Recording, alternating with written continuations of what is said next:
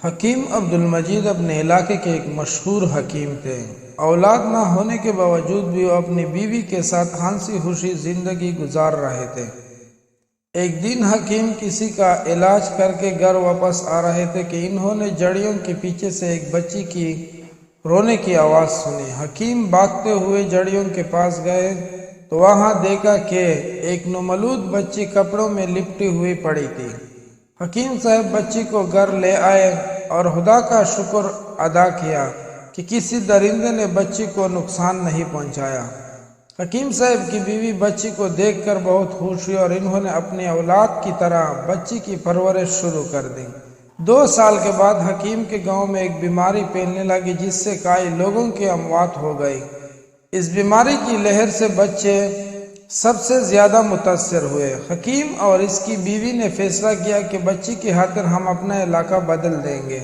پھر حکیم اپنی بیوی کو ساتھ لے کر ایک پہاڑی علاقے کی طرف روانہ ہوا۔ اس علاقے کے لوگوں کو جب اس بات کا پتہ چلا کہ ہم علاقے میں ایک نیا اور ماہر حکیم آیا ہے تو وہ بہت خوش ہوئے کہ ہمیں علاج کے لیے کسی دوسری علاقے میں جانے کی ضرورت نہیں ہوگی۔ ایک دن حکیم صاحب نے دیکھا کہ چند لوگ ایک لڑکی کو رنگین چرپائی پر اٹھا کر لے جا رہے تھے اور لڑکی بہت رو رہی تھی۔ حکیم نے پوچھا کہ یہ لوگ لڑکی کو کہاں لے جا رہے ہیں؟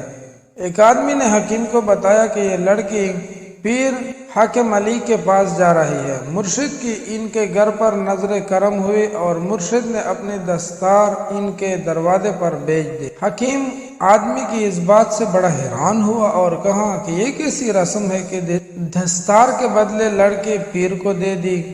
آدمی نے کہا کہ یہ ہمارے علاقے میں ایک رسم پائی جاتی ہے کہ پیر صاحب کو جو بھی لڑکی پسند آ جائے وہ اپنے سر سے اپنی پگڑی اتار کر اپنے مریدوں کو دے دیتے ہیں اور مرید ڈول بجوں کے ساتھ اس پگڑی کو لے کر لڑکی کے گھر روانہ ہو جاتے ہیں۔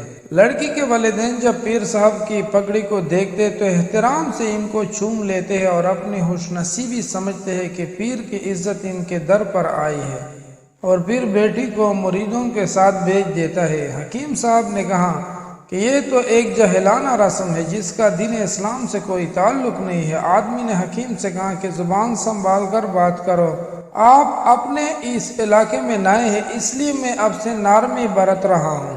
ہمارے علاقے کے ایک معلم نے پیر صاحب کے خلاف بولا تھا تو مریدوں نے اس کا ایک ہاتھ اور ٹانگ کاٹ ڈالی۔ حکیم آدمی کی یہ بات سن کر خاموش ہو گیا اور واپس گھر کی طرف روانہ ہوا۔ حکیم صاحب نے اپنی بیوی کو بے حد کو یہی بات بتائی تو اس کی بیوی بہت حیران ہوئی۔ اس نے حکیم کو مشورہ دیا کہ ہم اس علاقے میں نئے آئے اس لیے آپ کو اس معاملے میں بولنے کی ضرورت نہیں۔ وقت اتنی تیزی کے ساتھ گزرا کہ پتہ نہیں چلا۔ حکیم کی بیٹی جس کا نام مریم تھا جب جوان ہوئی تو اسے گاؤں کی یہ رسم بہت فضول لگی اور اس نے گاؤں کی عورتوں کو قائل کرنا شروع کر دیا کہ دین اسلام میں اس طرح کی فضول رسموں کی کوئی گنجائش نہیں ہے۔ ہر مہینے کی پہلی تاریخ کو گاؤں والے کے لیے ضروری تھا کہ وہ اپنے خاندان کے ساتھ پیر صاحب کے آستانے پر حاضری ضرور دے۔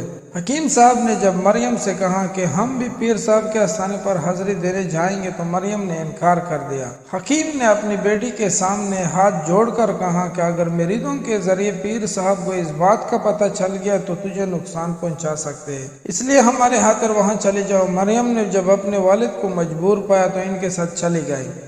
سب لوگ پیر صاحب کی قدم بوسی کر رہے تھے کہ اچانک پیر حاکم علی کی نظر مریم پر پڑ گئی۔ پیر صاحب مریم کو دیکھتے اس کا دیوانہ ہو گیا۔ ان کی روانگی کے بعد پیر صاحب نے اپنے سر سے دستار اتاری اور اپنے مریدوں سے کہا کہ حکیم کے گھر روانہ ہو جاؤ۔ مرید پیر صاحب کی دستار کو لیے حکیم کے گھر روانہ ہو۔ حکیم صاحب گھر پر موجود نہیں تھے۔ مریم اپنے گھر میں بیٹھی تھی کہ اچانک اسے باہر سے ڈول کی تپ سنائی دی۔ 5 مرید ڈول کی تپ پر رقص کرتے ہوئے حکیم کے دروازے پر رک گئے۔ مریم کی اماں نے پوچھا کہ دروازے پر کون ہے اور کیا چاہتے ہیں؟ مریدوں نے کہا کہ ہم پیر حاکم علی کے آستانے سے آئے ہیں اور آپ کو مبارک ہو، پیر صاحب کی عزت آپ کے دروازے پر آئی ہے۔ حکیم کی بیوی نے جب یہ سنا تو اس کے پیروں تلے سے زمین نکل گئی۔ مریم نے جب اپنی اماں کو پریشان دیکھا تو دروازے کے باہر آئے اور غصے میں آ کر پیر صاحب کے دستار کو गंदी नली में फेंक दिया और मरीदों से कहा कि तुम्हारे पीर के दस्तार की असल जगह यही है। मरीदों ने जब मरियम की इस हरकत को देखा तो तेश में आ गए और जबरदस्ती मरियम को उठाकर पीर के आस्थाने पर ले गए। इन्होंने लड़की को पीर साहब के सामने फेंकते हुए सारा वाक़या बताया। पीर साहब ने मरीदों से कहा कि तुम चले जाओ और आप कमरे में दाखिल होने की किसी को भी इजाज़त नहीं। पीर साहब ने मरियम के बाल चेहरे से हटाते हुए कहा कि तुम तो गुस्से में भी बहुत प्यारी लगती हो, तुझे किस बात का गुस्सा है? तुझे तो होश होना चाहिए कि तुम मुझे पसंद आ गई हो। फिर जैसे ही पीर मरियम से ज़बरदस्ती करने लगा और पीर लिपटने की कोशिश की तो बाहर से आवाज़ आई, बदबख्त इंसान, अब तेरी बरामदी का वक़्त हो चुका है, तू होश में इतना अंधा हो चुका है। बदबख्त इंसान, अब तेरी बर्बादी का वक़्त शुरू हो चुका है, तू होश में इतना अंधा हो चुका है कि तुझे अपने खून की पहचान ही नहीं रही। पीर साहब ने दरवाज़ा खोला तो बाहर वही मुअल्लिम खड़ा था। मुअल्लिम ने कहा कि मरियम तेरी औलाद है। पीर की बीवी ने अपने शोहर के खिलाफ आवाज़ बुलंद की थी। अभी मरियम इसकी गोद में थी कि पीर ने बीवी के कत्ल का हुक्म दे दिया। मरियम की माँ इसे गोद में लिए भाग रही थी और मजीद और मुरीद हंजर लिए इसके पीछे पड़े हुए थे। इसने मरियम को जड़ियों के पीछे रख कर नदी में डूब कर अपनी जान दे दी।